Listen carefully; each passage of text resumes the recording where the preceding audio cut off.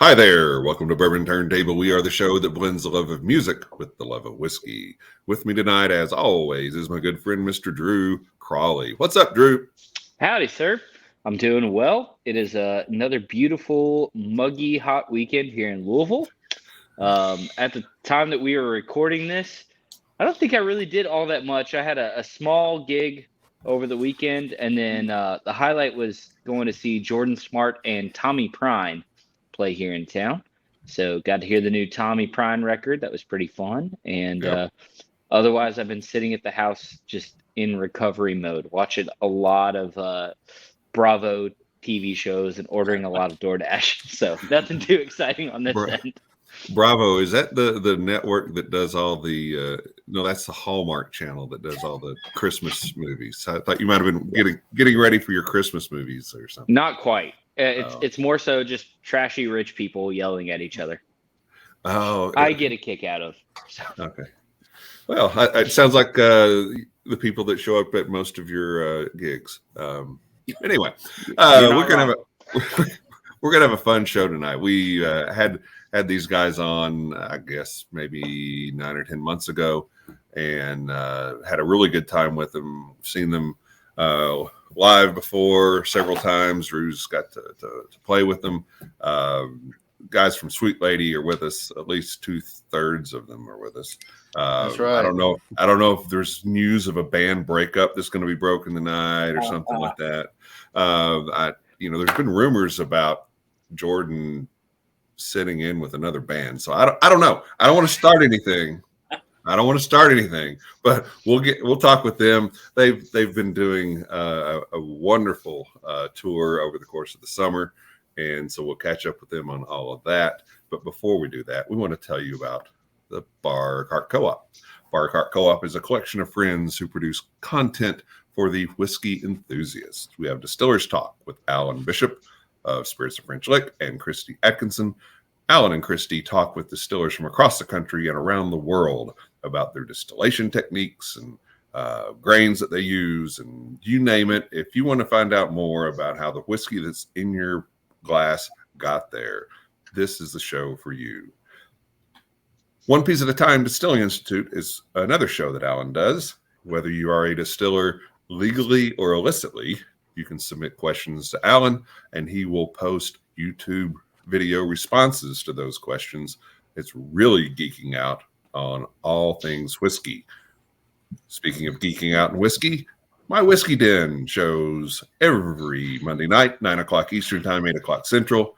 Pat and Mike and Mitch are on there. They're talking about some of your favorite craft whiskeys. Be sure to jump in on those shows. They're a lot of fun. Have a good time with the people in the chat. And then, of course, there's our show, and we'll tell you just a little bit more about that here. Don't forget to like, comment, share, subscribe. Hit that bell notification to find out when new episodes are coming out, which do come out every single Wednesday on all of the services: Spotify, Apple Music, Google, maybe Amazon, definitely YouTube. And always hit that like button, but hit it an odd number of times, so then that way it stays as a like. Wait a minute. Breaking news. Look who just showed up. Hey! Sorry, guys. He's alive. Quite a day. Oh, man.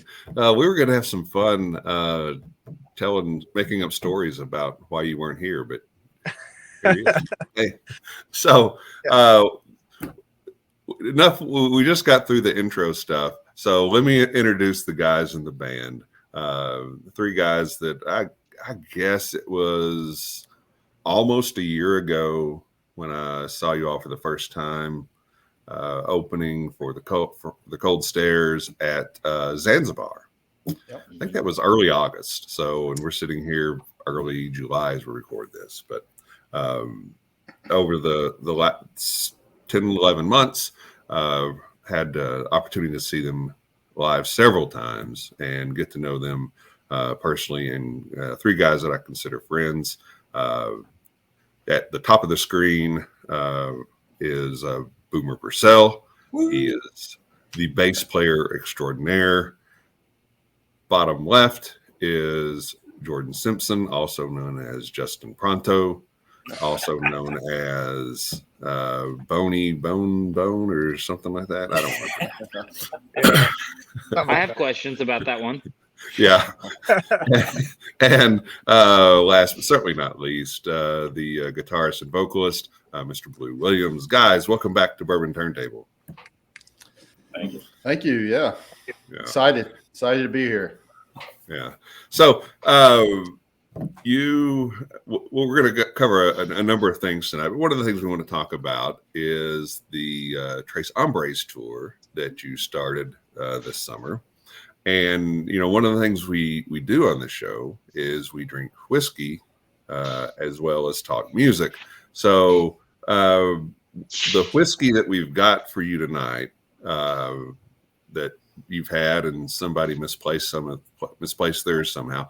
But when you guys decided that you were going to do this little tour over the course of the summer, I made a blend of some Kentucky bourbon and some Texas single malt, because you guys are from Kentucky, ZZ Top's obviously from Texas, and we did a blend and had a little label, kind of mimicking the real Tres Hombres album cover, and put it in a bottle. And see, I don't know if you can see that, but I got mine signed by the band, so that was really cool. But so everybody should have some of this in their glass tonight, or Doing it now. and so we'll kind of toast you guys and try this, and you can weigh in on whether it's any good or not. All right. My first crack at trying to blend anything. I didn't distill it, don't own it, blah blah blah. But it was delicious. It was well, really good.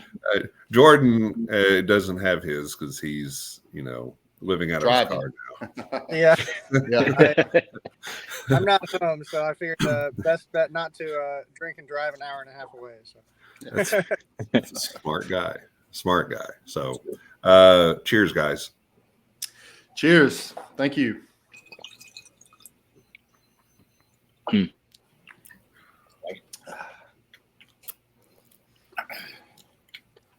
So, Wow. Really Have you good. had it? Really good. yep. Now, have you guys, Blue and Boomer, this is the first time you've sampled this, or have you opened yours in the past? Just opened mine today. Okay. I've kind of cherished the bottle that you gave us, so I didn't want to open it. So I appreciate you giving me a sample of yours rather than let me open my bottle. But I've actually helped Mr. Pronto here kind of take down his bottle. So it was a joint time. Yeah. It was a good time. It was what was it? A trip to Melwood Tavern. I think we've passed it around a couple times. Yeah, I think we saw Magnolia Boulevard that night. Yeah, Magnolia Boulevard. That's right. Yeah. So. Yeah. So, what do you think? I think it's really good. What do you have the two whiskeys that you blended it with? Yep. It was Wild Turkey 101 and Balcones American Single Malt. Nice. So, yeah, very good. Yeah, very smooth. It's interesting to me the way those blended, not to cut anybody off here, but you get some of the more cherry notes that you get out of some of the older Wild Turkey products. It kind of reminded me of a Russell's Reserve off the bat. And then it comes in with that honey nut Cheerio and smoke thing that Balcones has. And I was like, okay, this kind of tracks based on that blend. I really like it. It kind of has two distinct portions of the palate to me, where it comes in as one thing, and then when you sit with it for a second, it shows up as another. So really good. Nicely done on the blend, sir. Yeah, it was fun to do because I was, this is science here, right? So I had a notepad and I would do samples, and had a little beaker, and I'm pouring out. Okay, I'm going to try 70% wild turkey and 30% balcones, and then I'd blend that together and I try it, and okay, and then I would rate it, and then okay, let's do 50-50, and I think what I ended up with was about 75-25, 75 wild turkey and 25. I just had this image of you with like a chalkboard in the back, with a lab coat, being like, yes, yes. Yeah. Just a natural alchemist. yes, exactly. No, it was a fun evening on the deck, and then I finally got to the balance, the equation that I thought was the best, and then so that I blended it all, and then I let it kind of mingle for a couple of days, and then made up the label and bottled it and took it to a show. So it's got that Lagrange. You drink it and you go, how. So let's talk about the Tres Hombres tour that you guys have done. Now, are you still playing that, or are you done with that and you're moving on, or what's the status? Status right now, I think it was a successful tour, and I'm very glad that we kind of all banded together to accomplish this. This was kind of a little bit of a brainchild of mine, and I brought it to the guys, and I was tickled that they entertained it, and then they kind of made it come true for me. So I before anything else, I'd like to thank my two brothers to thank you all letting us play this, and thank you for just being awesome. I learned a lot from that album. Trust me, I should be thanking you, Dusty Hill. I mean, wow, that album opened me up to a whole new thing. Yeah, and thanks for Jordan learning the drums for it and everything with Frank Beard, and I greatly appreciate it. So that's the number one thanks I want to give. But as far as the tour, I feel like we've wrapped up. We did have a cancellation show with the Churchill. So, and if we do get that scheduled, if they do reschedule it, which we might, but we might bring it back for that, and we might bring it back for another show. But generally, we like to think that the album front to back is, we've wrapped it being a successful tour. Okay. I mean, we got some favorites from there that it's going to be really hard to just say we're not going to play them again. There's a lot of really good songs on that album, and it's like I just can't imagine not ever playing them again. So hopefully they'll resurface. What were some of your favorites to play, Boomer? Precious and Grace, of course. That thing is a banger. And then Have You Heard, oddly enough, by the end of the tour, I was in love with that song. Yeah. But at the beginning, I was kind of like, it took a little work for the vocal harmonies and all that. But by the end, I was just loving that song. Yeah, that one gets overlooked a lot. People forget about it a lot. Yeah. Jordan, how about you? Or were there some favorites on there that you enjoyed playing? Yeah, so I liked playing Chic. Surprising because I'm more of a higher tempo guy, but I like the groove. Had a real good groove on Chic. And then Have You Heard? It's got a killer drum part too. It's got, almost like a jazz drum part, so that's always really fun to play. And the drum fills on that are killer. So it's a killer drum album. It's just a killer album for just musicianship wise, from front to back. It was a joy to play for sure. Yeah. Blue, how about you? Were there particular favorites? I will say that my favorite on the album was Hot, Blue, and Righteous, and I thought we did pretty good on that. But the harmonies with that, and then that's kind of tough to do for us. I don't really have I don't consider a great register or can trill the proper way. But I would probably say, Have You Heard? Especially, I think that's definitely one song we'll probably keep with us just because it's such a good way to end an album, and it was a great way to end the show playing. And then you gotta keep beer drinkers and hellraisers. Am I right? Yeah. Oh, that's like that song's the pain of my existence, man. That song. Blue forced me to do that. Literally, he just he just held me up to the mic like, you're going to sing this song. I mean, he just forced that one on me. And man, I every day we'd practice that one. I'm like, oh, here we go. But it turned out really good. So thank you. I think the three that I thought you guys did the best, and I think I probably heard you guys play through it maybe 3 or 4 times. Beer Drinkers and Hellraisers was one, and I had listed, and Precious and Grace and Chic. I thought those 3 really stood out.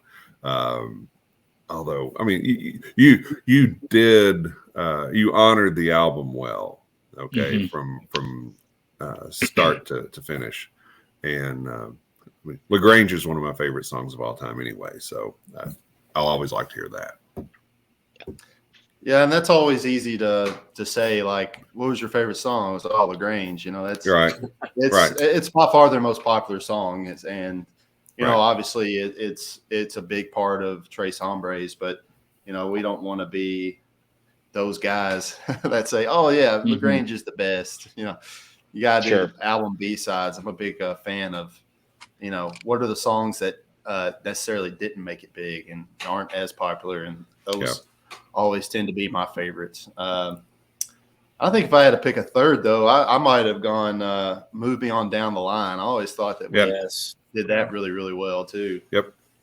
I would agree. People that didn't know that album well brought up that song a lot afterwards. Move Me On Down the Line? Yeah, I was really surprised about that. People that just didn't know the album too well, like they knew LaGrange and that was it. But they were like, man, I like that one that you did with the thing. And then, you know how fans are. Yeah. Sure. Well, let me ask you guys this, just because it kind of came up in some of your answers. I play in a band that is primarily covers, a lot of bar gigs type things. How do you guys approach playing an album like that has so much musicianship in it? How do you approach doing honor to that and doing it, quote unquote, right, with not being a complete cover band? Does that make sense? Like, how do you make it your own and honor the original? Like, how is y'all's mentality in approaching that? I try not to stray too much from the heart and soul of what the part that I'm playing is. And if there's something that I think will go good, here and there, I'll switch it. But I try to keep, if there's like a beat that he's doing, I definitely try to keep that beat so it sounds like the song. And then, I'll add or, take away certain things, but I mainly try to play what he played. Sure. Yeah. And then I want to hear from the other two of you guys as well, but did you learn it note perfect and beat perfect first and then kind of reverse engineer and see where you might be able to accentuate it? Or was it a progressive process of, hey, I don't have that, but I have this? Does that make sense? Like, how'd you approach it? Well, we dove into it like, we would do like our separate things at home and like listen and learn it. And then, of course, Blue was the resident expert on this album because I would show up thinking I had this part 100%. And he'd go like, no, listen to it again. Dusty's doing this over here. And you're doing this. And I'd be like, dang it, you're right. So there was a lot of, a lot of tweaking and a lot of, I was hearing something, he was hearing something, and him and I would go back and forth. And I'd be like, all right, yep, you got me. And then I was the proofreader, I guess you would say, just to make just because I've listened to the album so many times, and I knew what we kind of needed to be, and just like Boomer, he 2 different sets of ears, and Jordan a 3rd different set of ears about what we're doing, and you may hear something that kind of tricked you, or I might have heard something that tricked me, and there's been times it's a good like checks and balances, I would say, like where Boomer would come in, I had to show him another how, but then Jordan would tell me the certain style of beat that goes with it, and it's a great checks and balances that we have, and But to answer your question, though, it's I feel like note for note is something that we don't do. I don't think there is a song out there that we have played that is note for note. Even our own songs are never note for note. So, Sure. And a lot to do with that is sloppiness from me, but maybe some bourbon on stage and whatnot. But no, I feel like you got to have the core. You got to have the meat and potatoes. You got you know exactly what you're going to be playing and how you're going to succeed with that. And then you can start looking at, all right, well, what if we were to throw a flare in here like this or a flare with that? That's our own kind of, our taste, so to speak. Yeah. Right. I mean, and plus it's a studio album. So the studio album, you've got rhythm guitar, you've got lead guitar, and then like Waiting on the Bus had a harmonica, so you have to kind of fill in. Like sometimes I'd play the bass part and maybe the rhythm guitar, just to keep the vibe going right. So we would have to tweak things here and there just to keep that, that original album kind of tone, I guess. And then, of course, a lot of the songs, the studio where they trail off in volume, well, you got to end them somehow on stage. You can't just have the sound ready and turn all everything down. So we had to kind of make up endings for some of them, watch their live stuff and see what they did live and things like that. And I ordered Jordan the harmonica, but I guess Amazon lost it in the mail, so we never could do it because Amazon. Well, you ever seen the drummer with the harmonica? I've never seen one. So exactly. I was looking forward to it. Yeah, that's a good idea. Everyone tried to Jeff Bezos. Yeah, good. Well, can I ask one more nerd question, and then I promise I'll shut up. So obviously there are tonal and gear changes. Oh yeah. From what you do normally. So I'd love to hear from each of you just briefly. What alterations did you make to your typical rigs and your typical gear to pull off the tone and the sound of this record when you play it live? Boomer, I'll let you go first. I feel like you changed the most. I had to dive into Dusty Hill, and his bass tone, I don't know if you ever looked it up, it's insane. He uses Marshall guitar amps, old ones that, like the preamps with the Marshall tube power amps. And then he runs that through an octave pedal, but the octave pedal, he runs that through a low pass filter. So the octave pedal is only working on the high notes, not the low notes. Wow. And then Okay. He's got crazy distortion. He actually called his tone a walrus farting in a garbage can. So I actually went to the P bass back here. I started bringing two basses, which I hate doing, but I had to bring the P bass because it was the only way I could get that growl. And I had to take my Sansamp pedal and crank up the drive, bring the level down, just to kind of play with the tone knob to get it kind of in there. But yeah, he taught me a lot. Dusty Hill did. All right, very cool. What about the other two, y'all? For me, I happened. Go ahead, Jordan. I happened to get cymbals right around the time that we started practicing the Tres Hombres album, and it really lined up perfectly because I had a ride cymbal it's a Sabian HHX ride cymbal. It's more like a rock cymbal, and I ended up getting this 1962 Peisty ride cymbal. And these old hi-hats, and they really they sound exactly like the album, so it just really kind of lined up perfect. I didn't get it for the album, but it really was perfect timing on that. And then I switched. I had been using regular snare drum that came with my drum set that I got, Star Classic, and I switched to a piccolo snare drum. It's more higher pitched and Yep. It doesn't really match what they play on the album, but I like the sound of it when we play it. So I've been playing that the past few gigs. Very cool. I mean, the album being from the 70s, it's a little flat. With the EQ, it's not as full and as round as albums today. So you had to kind of, if you wanted to get that tone, you had to almost make things a little bit higher and a little drier. All right. I said that was my last nerd question, and Blue, I definitely still want to hear from you. So when I hear that record, I hear a lot of dry drum sound.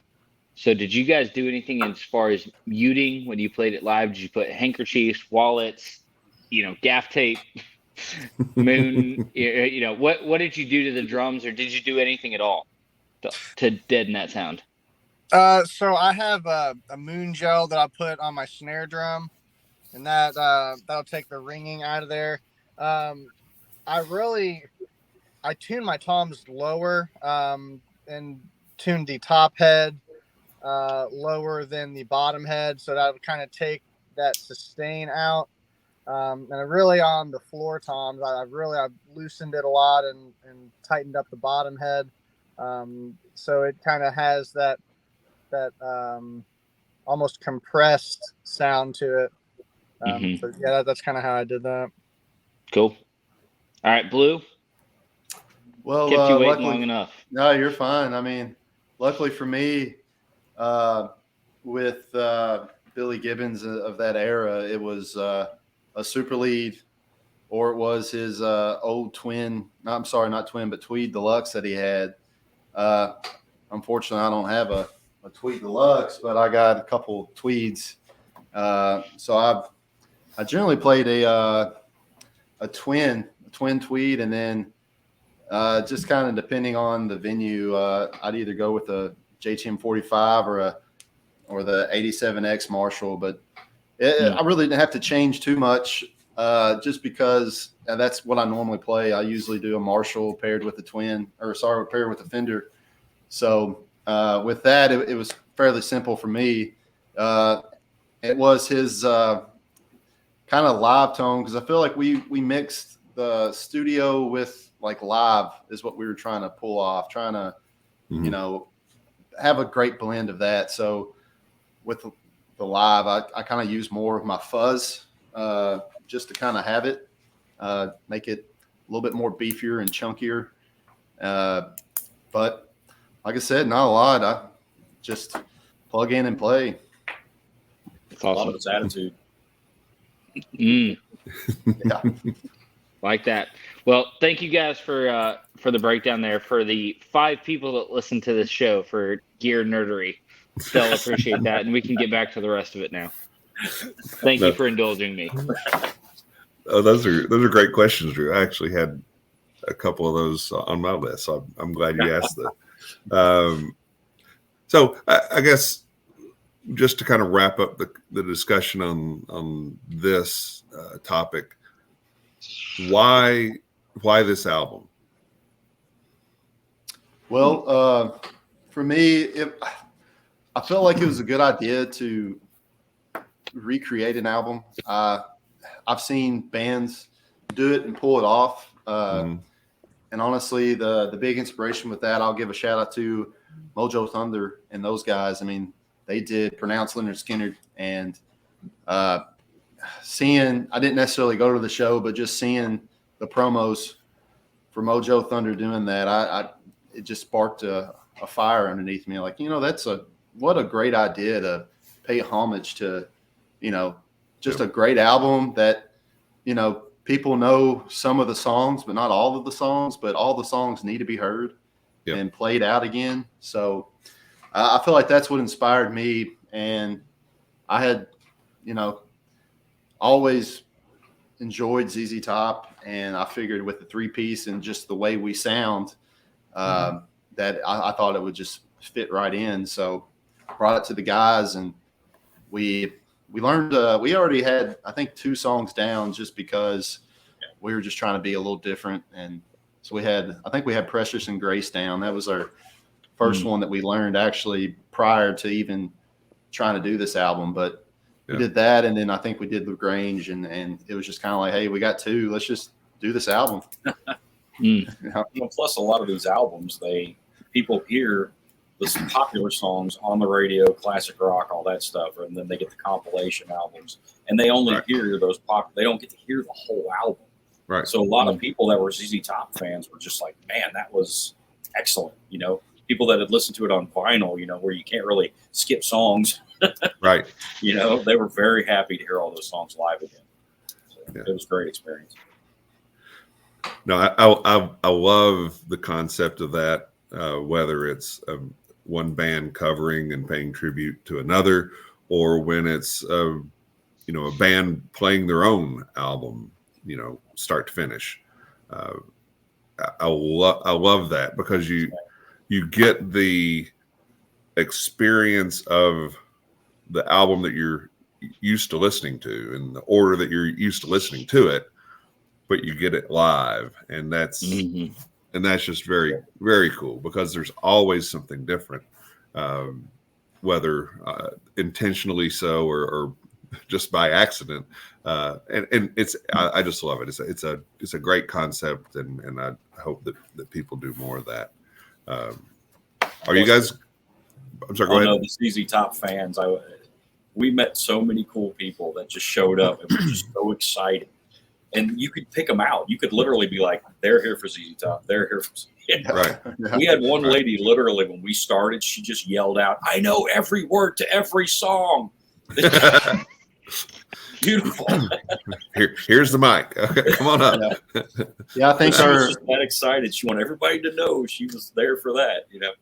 I think our first one we did was in the Enchanted Forest at New Albany, and there was a lot of people came down for that, and it was fun and exciting to be playing Chic of all songs, and like I could have swore. I mean, usually I sing with my eyes closed because that's just how I do it.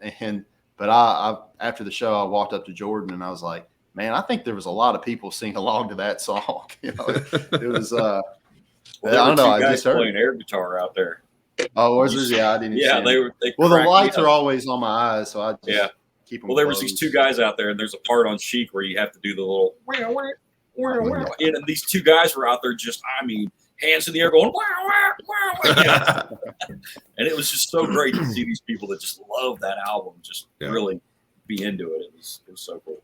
Yeah, from there to Bloomington, there was some guys just sitting in the corner, and you can just tell they were waiting for it to kick off, and they, as soon as it did, man, they started partying hard. They were quiet up until that first song kicked off, and woo, and they just, everything, all the brakes were off. It was great. Yeah, it was interesting. Which that's one reason why we did it is, we wanted an excuse to go to all these different cities, and it's easier to sell a band that no one knows that's going to play some songs that everybody knows. Right. So it was to kind of get more experience with different clubs, different venues, and to have more fans. And I do think that it was a success. Whether it was a sold out show or if there was just 20 people that were sitting out there, but I do think that we did an extremely great job, and I'm very proud of what we accomplished on that tour. Yeah, you should be. It was fantastic. I thought you guys did a wonderful job, and everybody that I talked to at the shows I was at, they were excited about it and enjoyed it, and so mission accomplished. Good job. It really is. I'll cheers to that. Cheers, Jordan. Yeah. Got my slushy and. There you go. Okay.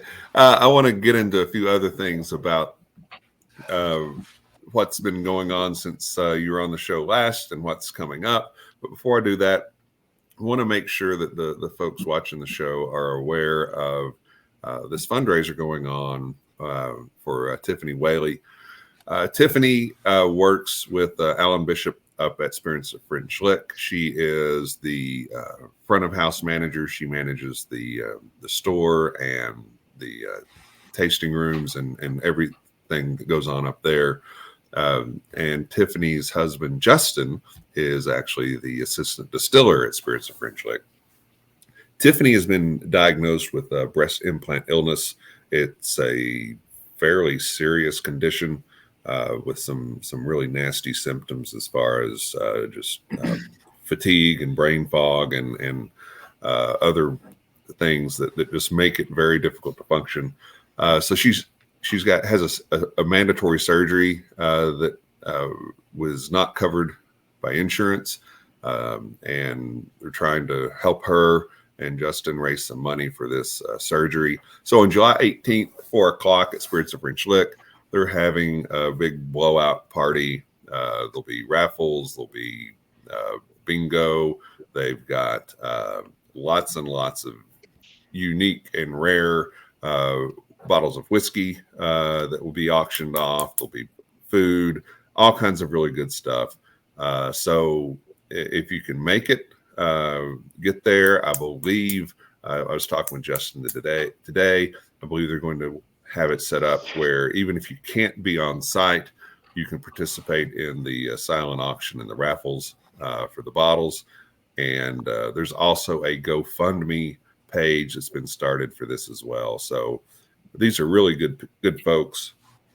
They're good people, and they've just got a tough road ahead of them, hurdle that they've got to get over. And if you can do anything to help them out, please do so. Just follow our page at Bourbon Turntable. We'll be posting about this going forward and show you how you can help out if you can. So, all right. So last time you guys were on the show, there were a couple of things that, I'd ask the question about what are your goals for the band? And one of them was to go from being just local to being regional. And so tell us about how that's worked out for you and what all you've been able to do there. Well, I feel like it's been a slow process like anything. You can't turn, what is it? I'm gonna get lost on this expression, but you can't turn butter without, a couple pumps. I don't know. But something like that. It goes something like that, right? I don't think that's an expression at all. Yeah. Can't turn butter without some hard work. So how about that? Okay. You put a Blue Williams quote right there. That's going on a T-shirt. That's a shirt, yeah. You can't turn butter without pumping or hard work. Yeah, I think it costs you $25 downtown, but I don't know. But no. I mean, it's that's going to be a song lyric coming up. Yeah, I tell you. As soon as I started, I knew I was like, man, I'm in trouble. I don't know where I'm going with this one. But no. I mean, it's hard work. It's basically what it is. It's a lot of hard work. It's a lot of emails, a lot of phone calls, a lot of connections, and it's been great. It's been fun seeing some of these clubs and going to different places. We definitely hit the tri-state area, with Tennessee and up in Indiana all around, and even exploring Kentucky a little more. We're such a, to go nationally is crazy to even think about, just because you have so many these small town places that have big venues, and we want to hit them all eventually, but no, it's been great going regional and playing all these places differently than what we're used to, and I feel like I'll do it again. Yes. Right. Well, a lot of it is we have gotten really good friends with a lot of really good venues, since the last time. We've got, venues call us now going, hey, can you guys play this night? We're like, woohoo! You don't have to go chasing people. It's we've made a lot of really good connections, a lot of really good people just since the last time we were on. Yeah. And we've got a couple venues that just, if we called them right now and said, hey, we want to play Friday or whatever, they'd be like, you got it. Who you bringing? What do you want to do? Good. Mm-hmm. Yeah. So, yeah, it's been really good. It's kind of let us in. We've been playing with some Southern rock bands. I know Chris is always talking about there's a kind of Eastern Kentucky scene that have just some absolutely killer bands that we've been playing with that I really enjoyed kind of watching them and learn stuff. And I kind of like playing with that scene. So that's really helped us kind of outside of Louisville booking gigs, and like, I know that Shelby Lore band, man, they were unbelievable. They were just bands like them. Yeah, you get to meet new folk, new bands, and make connections and just kind of branch out. So, the goal is regional. The goal today is still regional because regional is such a big place, and just continue to do that. Yep. I mean, we've had a lot of people that have. My messenger will go off and they'll be like, "How did you book Churchill Downs?" I'm like, "Ain't telling you." But no, I mean, it's gotten to the point now where the Sweet Lady name's out there, and people are like, "Man, these guys." Because, like I said before, there's a lot of venues that are literally like, "Hey, give them a call, see if they're up to it," Or Mojo Thunder needed a band. They're like, "Man, let's see if they'll," We're like, "Yeah," because they knew that, we're professional. They know that we're going to show up and do a good job. Yeah, and that's what we've been trying to do from the beginning, is to get that kind of reputation that we're the professional band that you need to be calling. We're the guys that are going to rock the house. We're the guys that are going to show up and do a good job, and we're going to be on time, and all that. Yeah. So what a fun show that was. That was such a fun show. Yeah, it was. Yeah, a lot of fun. We had a good time. Yeah, I mean, I've seen you guys, I don't know, 8-10 times, maybe 10 times. And I think that Zanzibar show that may have been the best I've seen you. The Mojo Thunder one? Yeah. Yeah. Well, I mean, you got to see Blue Williams do the splits on stage. I mean, come on, man. Like that? Yeah. There you go. Yes. There it is. Man's got receipts. I mean, okay. So it is the thought going right now, dear Lord, don't let my pants split. Is that the I'll be honest, that was kind of a spur in the moment. Yeah. And the only thing going through my head when I did it was, somebody better take a fucking picture of this because this is awesome. You're welcome. Oh God. He did it again at Eric Gales, man. Yeah, I fell over. Yeah, that's right. Fell over and just jumped up laughing. I missed that one completely. I saw the end effect of it. I was like, whoops. Well, there's plenty. There's 2 sets of videos on that. So you can definitely watch it. We'll have to find that. But the thing that attracted me to you guys the first time I saw you was the high energy that you bring. Mm-hmm. Okay. And honestly, it doesn't matter if it's a packed house at Zanzibar or, what, High Horse. I think there may have been 8 of us in the room, and that counted you guys. But the energy's still there. Oh yeah. And you guys bring it, and it doesn't matter. And that kind of thing happens. But it does not matter where or when or to whom you're playing. It's always a great show.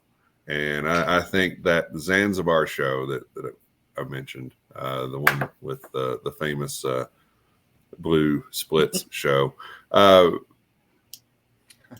once you got settled in, you just blew the place away.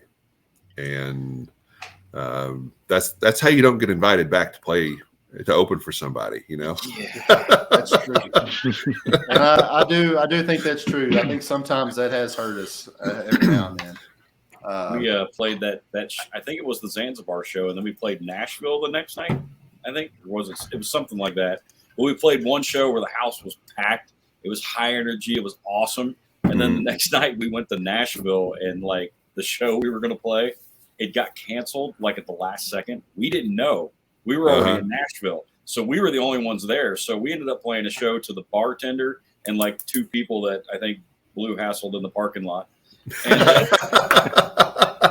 And we ended up playing a high energy show to these like 2 people and the bartenders, and we had a blast. Yeah, You know, that was they the bought show. shirts and, yeah. Yeah, that was the show before Eric Gale. So we went That's to Nashville. right. Yeah. So we were like, well, we're going to play our Eric Gale sets for practice. And there was 3 people. 2 of them came because one of them came because he saw us at the venue last time. He was like, when y'all come back, I'm going to be here. Yeah. The other one came from word of mouth because she heard about good things about us. So she wanted to come see us. And then the third person, she like, made her tag along. I don't think we were her cup of tea. So I think she left about halfway through, which we were having some feedback issues with the club. Cause like I said, the club was, I mean, I don't think I've ever played a show and watched the bar crumble like I did. And it crumbled. Yes, it was, it was bad. And there was people out there. So we put the suits on and I zipped up my boots and went out there. I saw the 3 people in the audience. I'm like, you know what? I'm not even going to bother. I'm not going to change into my outfit. I'm not going to. And then Blue goes, it's a Sweet Lady show, man. So, all right, fine. Yeah, I didn't want to do it either. Trust me, but it's a Sweet Lady show. So we were out there in our full get up, the whole thing, playing our hearts out to those 3 people. They were great. It's killer. The other thing that you talked about was releasing an EP or an album. Where are we on that? Still happening. A bit of delay. I've had a birth, so it's been kind of more back burner. Free time has been been very scarce, I would say. But I think in the next 2 or 3 weeks, I think my wife is flying out to New York with my daughter to visit her sister. And she asked me if I wanted to go. I said, nope.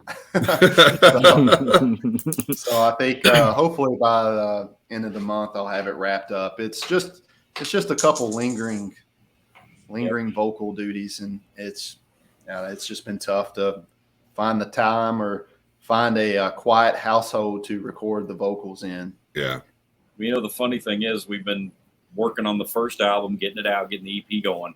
And while we've been playing all these live shows and been touring and doing all this, we now have enough original music for like 3.5 EPs. So it's oh crap. Now we have to record that stuff too. We're like, hopefully we can, burn and turn them. Get this first one out just so it's out, and then follow right back up with one. I guess that's the new goal is get 2 of them out super, super quick. Mm-hmm. But we'd have to start the whole process with number 2, which shouldn't be very hard. It's, we got all these songs that we got, and, and I also want to add, even we've had quite a calendar with our weekends being away. So that's kind of taken some time away from recording as well. And but it's coming. Don't, you could just go ahead and call the first album Sweet Lady 2. Yeah. And just, just combine it. Yeah. That's probably what we should do. Yeah. Greatest hits. We become a parody of ourselves. So. Yeah. Now, you have, I believe, 3 songs out on streaming right now, including this one, She's on Fire. And in all sincerity, and I've said this to you all, and I've said this when you're not around, it's one of my favorite songs of this year.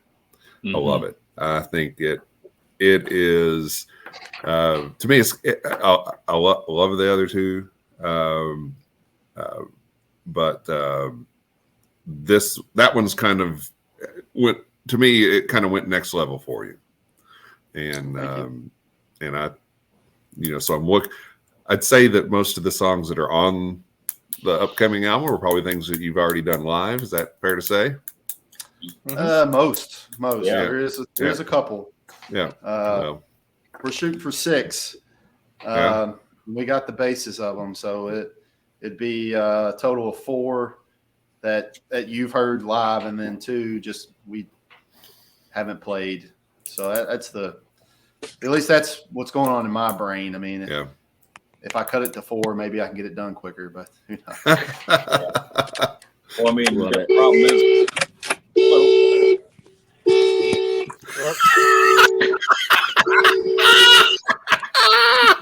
looking at your own car, what are you doing, Yeah. man? Jordan, you piss off, man. I was gonna mute him, but it was too funny. That's hilarious. Uh-oh, and it took out his phone. Now he's gone. Oh gosh. What are you doing, breaking into your own car, man? What's up? My phone was dying. I was trying to plug it in, turn the key on. I guess I've been sitting here for too long with it off.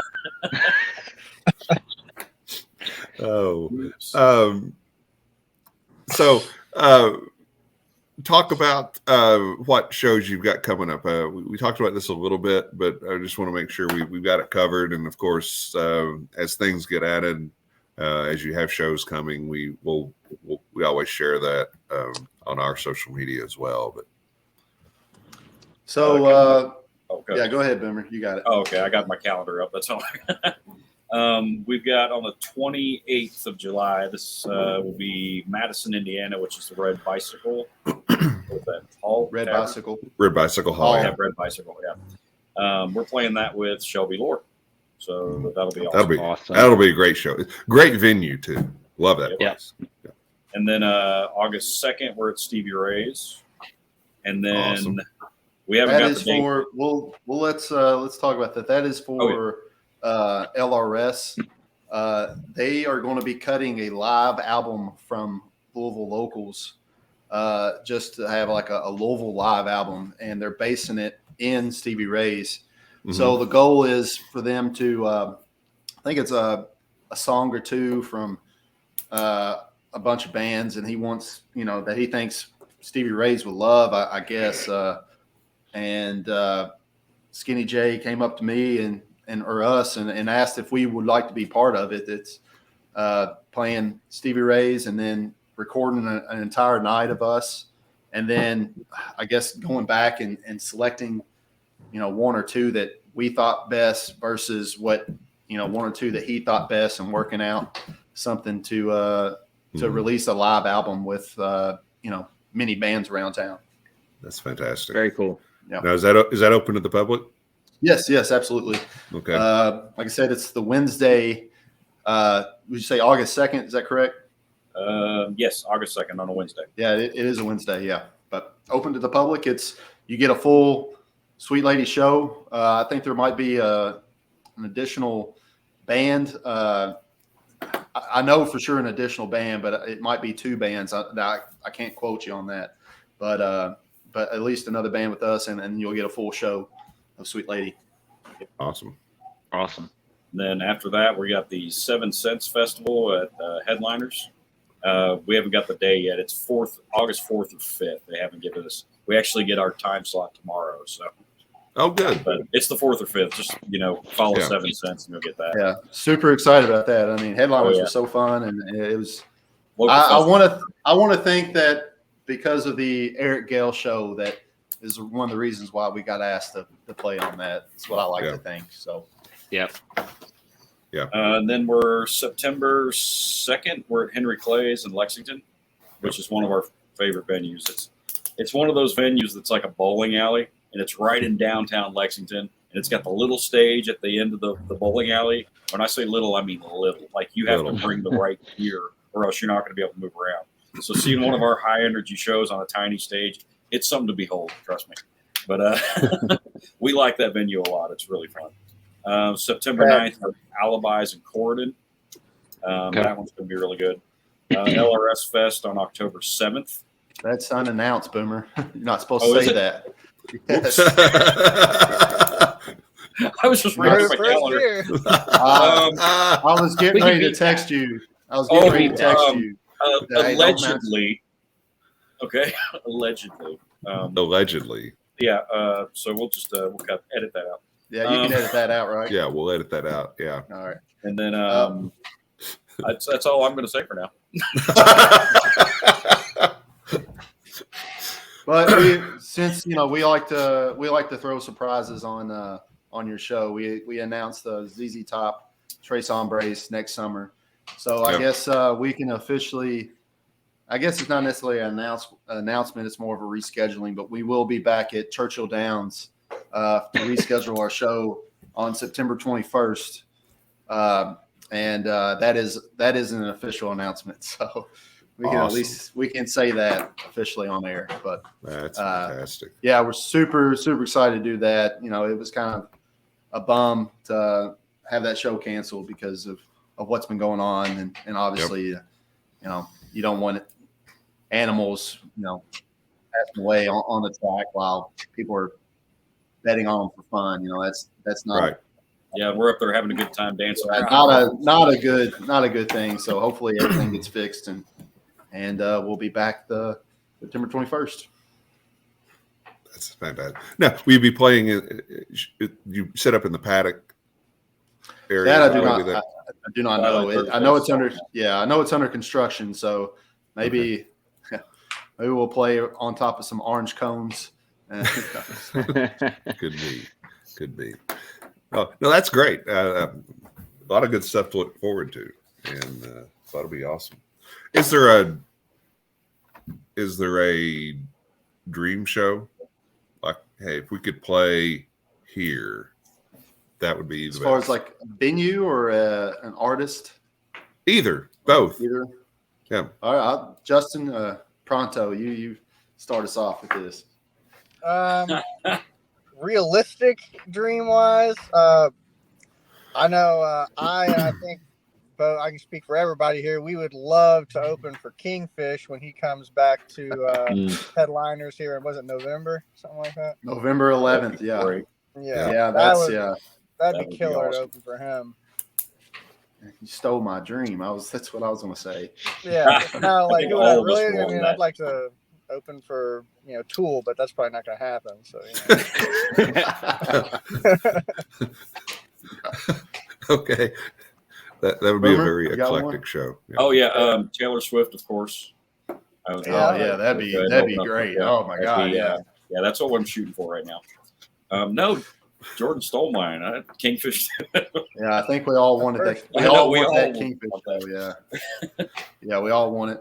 I'll shoot realistically, but it's going to take a lot of work, and that would be a possible European tour. That's my new goal is build up something to where we can go and play in Europe, because I feel like, and this is not hating on any venues or anything here, but from stories and from videos and all that stuff that I've seen and doing a little bit of research, I feel like the Europe audience would be way more captivating with our music and what we're doing. At least like I guess they got a little blues rock renaissance going on over there, and it would be so great to be add on and do that. Yeah. No, there are several bands that are in that genre that have been in Europe, in the last several months, and every one of them that I know of just raves about how great the crowds are, how wonderful the experience is. So, yeah, you can do that. Absolutely, do that. That's definitely the goal. That's what we want. Europe 2025. That's right. Take off work, everybody. Save up your vacation. Save up your vacation. Yeah. Oh man.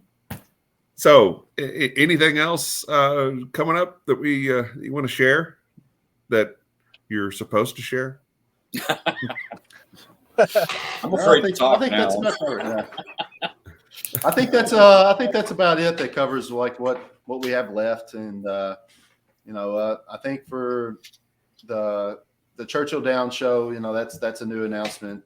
We announced 7 cents last week, and we're excited about that. And I think probably for the Churchill Downs show, that's probably, since it was on the original tour list for the ZZ Top Tres Hombres, that probably will be the one we bring back out and do the full album for. Yeah. Awesome. But I think we've kind of wrapped it up as far as what we got going on this year. We've hit it. Was it front heavy. We're very front heavy with our tour. Now it's kind of sit back, relax, get in the studio and start pumping out some more songs, write some more songs. Yep. All that. Yeah, every show we played, they were like, you guys got music online? We're like, yeah, sort of. Yeah. So we really were like, okay, we need to schedule a break. So we kind of did so we could finish it up. Yeah. That's great. That's great. Well, you know what I think of you. You know how much I respect what you do and appreciate you guys as a band, as musicians, and as friends. So I'm very pleased for you and your success. And, you know, I think just big things coming your way. So. Thank you. Thank you, Kevin. Yeah. Big time. Thank you. All right, so we'll start wrapping it up here. If you want to tell us where everybody can find you guys on social. So we got Facebook, we got Instagram, Facebook and Instagram both, Sweet Lady Band. And then we got a website, sweetladyofficial.com, and it's got all of our contacts on there. If email us with any questions or anything like that at booking@sweetladyofficial.com. And check us out on Spotify, YouTube, Apple Music, Amazon Music, pretty much anywhere you can find music. And, Yep. you know, let's keep the party going, I guess. Yep. We'll get some more music on soon and hopefully all the best for us. Yeah. Yeah, go see these guys live. Go see them live. The music, the online music, streaming music is fantastic. You'll enjoy that, but the live experience is next level. If you go to the YouTube and look up just Sweet Lady, Eric Gales, there's a whole, somebody literally videotaped our entire set and put it on there. Cool. Excellent. Yeah, I don't remember who did it, but I mean, whoever did it, we love you. Thank you so much. But go check that out. Very cool. Very cool. All right, Drew, where can people find you? Yep, I'm on Instagram and now Threads. Now that's a thing at drew.crawley63. The Twitter feed is going away. DrewCrawleyMusic.com is where you can keep up to date as far as dates and things like that coming out. That's the most up to date. As this comes out, we will have a date that we're excited to announce, July 29th at the Monarch Music and Arts Club here in Louisville. Nice. So got a little headlining gig there. And then going into August, we're doing a quick run through West Virginia over a couple weeks. So we'll be in Huntington, Charleston, and Beckley over about a week and a half there. And then November, new record coming out in November. Nice. So we're finalizing mixes and masters right now. And keep up to date on socials and wherever else you follow along for that. And then new music coming soon. Oh, yeah. Awesome, brother. Good stuff. I will be here. I am not touring, but I'll probably be watching these guys somewhere. But as for our show, you can watch the shows on YouTube. So subscribe to our channel. You don't want to miss anything there. We've got some great stuff that you can go back and watch. You can go back and watch the first time these guys were on. That was a fun show. If you just want to listen to the show and you'll miss, if you just listen, I mean, look, you're not going to be able to see, look how good looking these guys are. You know, you're going to miss that. But if you just want to listen, you're driving to work, whatever, you can find us on your favorite podcast platform, as long as it's Apple, Spotify, or Google. We have a Facebook page where we post all of our shows. We have a Facebook group where we encourage you to go on and share with the group. What are you drinking that night? What are you listening to while you're drinking it? Maybe if you're in the select few, you can say, hey, I'm drinking Sweet Lady Tres Hombres whiskey. But if anybody that's not on the show, then you're probably lying. But so that's where you can find us. Join in the fun. Again, thank you guys for being with us again. Always a pleasure to hang out and to talk with you, talk music and talk about the great things that are going on for Sweet Lady.